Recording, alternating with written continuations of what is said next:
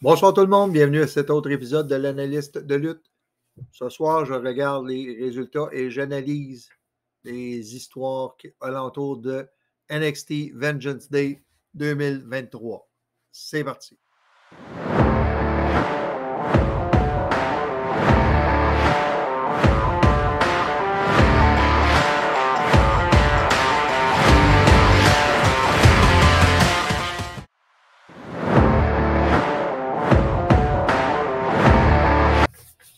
Donc, match numéro 1. Wesley versus Dijak. Bon, moi j'avais prévu que Dijak gagnait le championnat nord-américain. Je me suis trompé. Bon match dans l'ensemble. Wesley a montré beaucoup de chiens, on va dire. Dijak a dominé une grande partie du match. Et vers la fin du match, Dijak avait coincé Wesley dans une chaise avec un balai, mais Tony D'Angelo et Stax Lorenzo sont venus lui aider à sortir de ça. Ce qui a fait en sorte que Dijak a raté son coup qu'il voulait faire à Wesley. Retour dans le ring, Wesley fait sa prise de finition et remporte le match. Ce que ça veut dire, bon, Wesley sort avec une grosse victoire sur un gros gars qui était dominant et bon, Dijak, je croyais qu'il revenait, qu'il voulait leur bâtir tout de suite, mais peut-être qu'ils ont décidé d'attendre un peu, de finir bâtir une grosse rivalité avec Tony D'Angelo, ce qui est logique aussi. Donc, Wesley remporte la ceinture. Un gros boost de crédibilité pour lui. Tandis que Dijak perd plus ou moins quelque chose à cause de l'intervention de D'Angelo et Stax Lorenzo. Donc, résultat, c'est pas parfait, mais c'est très bien pour les deux lutteurs. Dijak perd un peu, mais pas grand-chose. Et Wesley, lui, skyrocket. On va passer maintenant au deuxième match.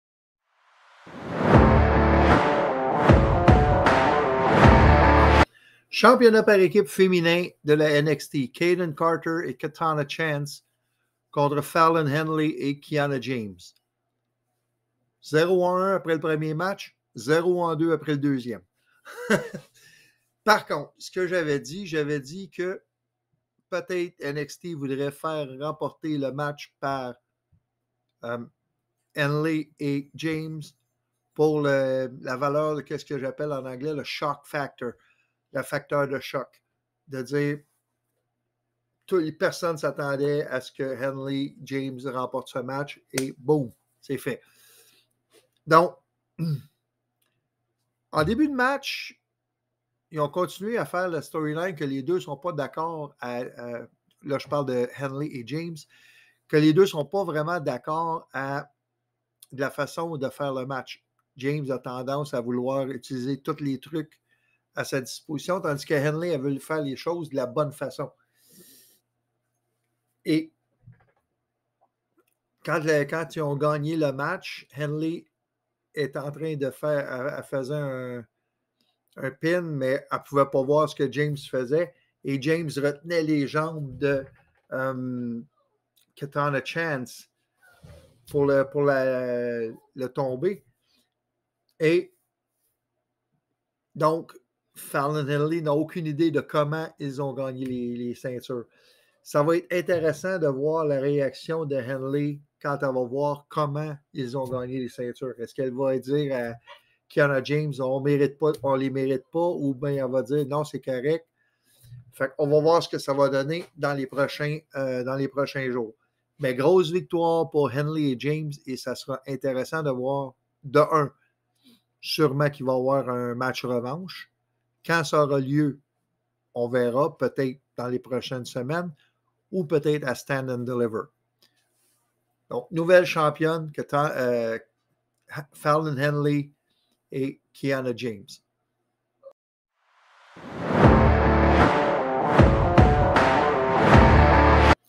Apollo Crews versus Carmelo Hayes dans un match 2 de 3. Bon. C'est pas allé comme je pensais. Habituellement, les 2 de 3, ça finit toujours 2-1. C'est pas ce qui est arrivé. Carmelo Hayes, si on se souvient, il avait été blanchi pendant le Iron Survivor Challenge. Il n'avait marqué aucun point. Et beaucoup de gens, à ce moment-là, pensaient que Carmelo Hayes était un peu sur la pente descendante. Je n'y croyais pas. Deuxièmement, ça a été tout un match. C'était tout un match. Ces deux gars-là sont vraiment des superstars. Crews est agile comme ça n'a pas de bon sens. Il est fort comme ça n'a pas de bon sens. Et tout ça pour dire que Carmelo Hayes a remporté le match 2-0. J'avais dit dans mes prédictions que le gagnant de ce match-là serait probablement dans le match de championnat à Stand and Deliver le week-end de WrestleMania. Mais de gagner le match 2-0 contre Apollo Crews, si NXT, si la WWE et NXT veulent que Apollo Crews remporte la ceinture à un moment donné, ils vont avoir besoin de le rebâtir un peu. Lui donner 2, 3 peut-être grosses rivalités avant de le remettre pour le championnat. Ou il faire gagner un gros match, un gauntlet ou quelque chose comme ça. Mais on verra. Après le match, il y a eu Daba Kato, l'ancien Commander ou General Aziz ou quelque chose comme ça, qui était avec Apollo Crews avant. Il est rentré dans le ring et il a attaqué Crews après le match. Peut-être que ça va être ça qui va faire en sorte que ça va rebâtir Apollo Crews ou que Apollo Crews va tout simplement être utilisé comme comment je pourrais dire qu'est-ce qu'ils disent en anglais, un enhancement talent, quelqu'un qui va être là pour mettre les jeunes over. Peut-être. Mais en tout cas, attendez-vous à voir un match Carmelo Hayes contre Braun Breaker à Stand and Deliver le week-end de WrestleMania. Maintenant, allons au prochain match.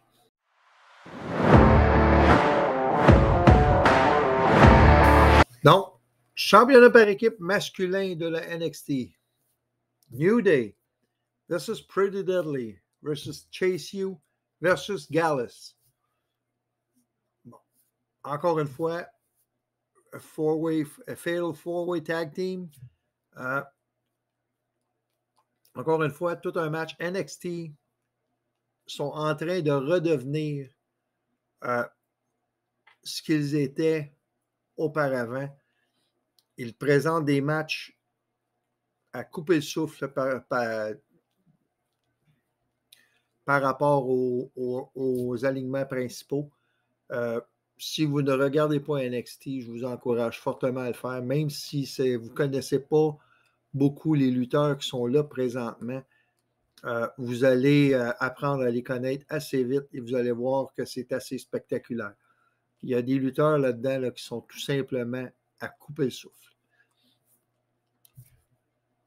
Ce que j'avais dit dans mes prédictions, Gallus remporte les ceintures et sont maintenant les nouveaux champions. De battre New Day, Chase U et Pretty Deadly. Pretty Deadly qui était et New Day qui étaient les deux équipes championnes. New Day qui était champion, il avait battu Pretty Deadly, mais Pretty Deadly il avait déjà 2 règnes de champion par équipe, en plus d'avoir déjà gagné aussi à NXT. Et là, Gallus qui remporte à leur tour le championnat à NXT, qui avait déjà remporté aussi à NXT UK. Donc, Gallus, nouveau champion. Ce que ça veut dire là, pour le futur, Pretty Deadly, comme j'avais dit dans mon vidéo des prédictions, jusqu'à WrestleMania, il n'y aura pas vraiment de ce qu'on appelle de call-up de rappel de NXT à un des alignements principaux de Raw ou SmackDown. Ça va être après WrestleMania. Donc, moi, je dirais Pretty Deadly, il y a des chances qu'il soit rappelé après WrestleMania. Donc, je ne crois pas qu'ils vont reprendre les ceintures d'ici là. Ils vont probablement servir à justement donner de la crédibilité aux autres équipes en attendant d'être rappelés par Raw ou SmackDown. Pour Gallus, c'est un règne de champion qui commence. Qui vont-ils affronter? Probablement que leurs premiers adversaires seront Briggs et Jensen, quelque chose comme ça. On verra. Mais pour l'instant, ce sont les nouveaux champions. Et après ce match-là, je suis 2-4.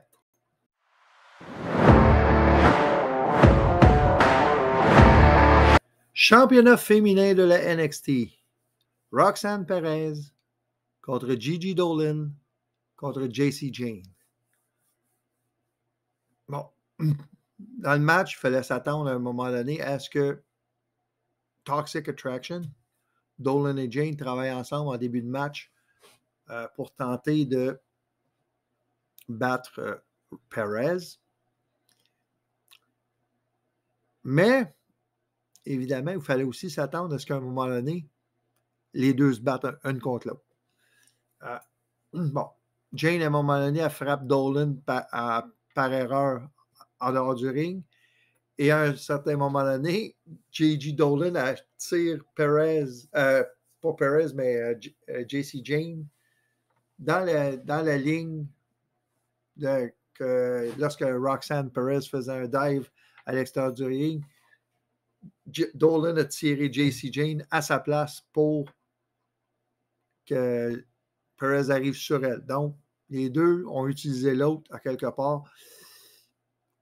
Et ensuite de ça, Jayne et Dolan, ils cassaient le pin, la tentative de tomber de l'autre. Donc, les deux cherchaient à avoir le titre, ce qui est normal à quelque part. Perez a remporté le match, conservé son titre, en faisant un Pop Rocks de la deuxième corde sur Jacy Jayne. Un Pop Rocks de la deuxième corde. C'était quelque chose. Donc, grosse victoire pour Roxanne Perez.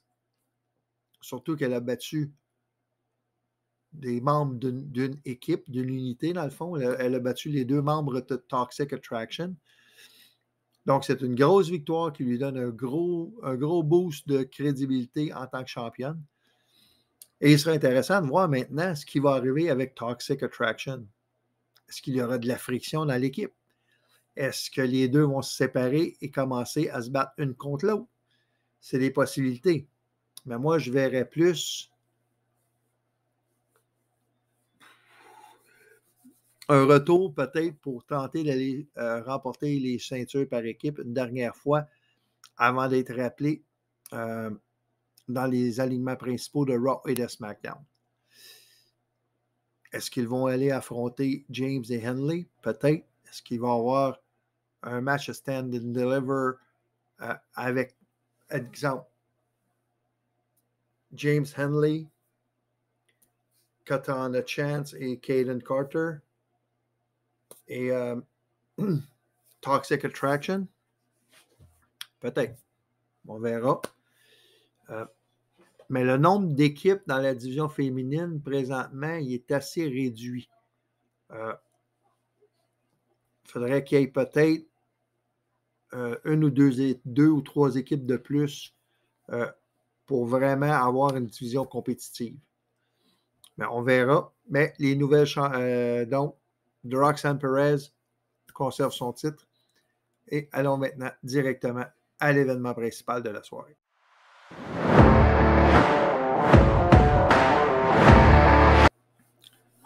Donc, Braun Breaker contre Grayson Waller pour le championnat NXT.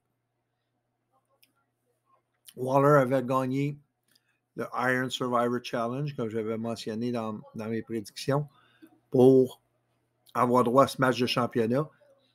Ils avaient eu aussi un match à New Year's Evil qui s'est terminé de façon impromptue, si on veut. Bon, c'était déjà arrangé pour que ça fasse ça, mais c'est comme ça que c'est arrivé. Tandis que Braun Breaker à NXT Deadline, lui, avait remporté son match contre Apollo Crews. Donc, Braun Breaker remporte le match, donc conserve son titre. Et encore une fois, de façon convaincante, si on veut. Sauf que quand il a fait un premier spear à Waller, mais il ne l'a pas couvert. Il a attendu et il a dit « Je contrôle NXT ». Il a fait un deuxième spear et a remporté le match. Bon. Breaker conserve sa ceinture, comme je disais. Encore une fois, continue d'être un champion dominant. Waller perd pas grand-chose dans ce match-là. Au contraire, il a eu une très bonne sortie et pourrait très bien remporter la ceinture un jour, dans un jour pas si lointain. Après le match, on a vu Carmelo Hayes sortir du backstage et venir, si on veut, confronter dans l'allée Braun Breaker pour un peu confirmer ce que je disais, que le prochain adversaire de Braun Breaker va être Carmelo Hayes, probablement à Stand and Deliver le week-end de WrestleMania. Ça devrait être tout un match. Donc, je termine ma soirée avec une moyenne de 66,67%. J'ai eu 4 sur 6 de prédictions de bonnes. Après avoir commencé avec 0,2, j'ai été parti jouer. Ça va être une longue soirée, mais finalement, ça s'est bien terminé. Donc, merci. N'oubliez pas de vous abonner, cliquer sur la petite cloche et laisser un like et peut-être un petit commentaire en même temps pour dire si vous êtes d'accord avec mon analyse ou pas. Merci et bonne soirée.